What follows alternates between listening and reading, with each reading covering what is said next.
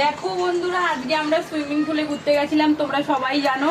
তা সেখান থেকে আসার পথে আমাদের এই একটা মাছের বাজার বসেছিল। সেইখান থেকে দেখো আমরা কত বড় বড় ইলিশ মাছ নিয়ে এসেছি। দুটো, একটা হচ্ছে 2.5 কেজি ওজনের আর একটা 1 কিলো ওজনের, দুটো নিয়ে এসেছি।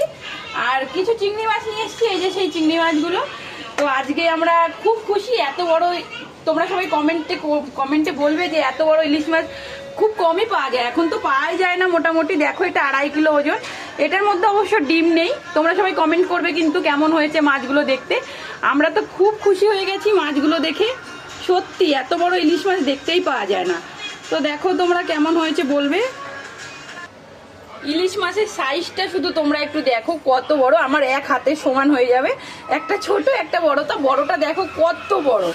আমি তো ভাবছি কি করে কাটবো, যেহেতু আমি কেটে নিয়ে আসিনি ওখান থেকে। তো কি বলছো,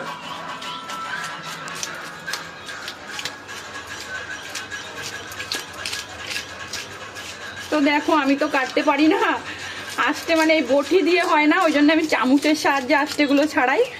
তো চামচই নিয়ে নিয়েছি।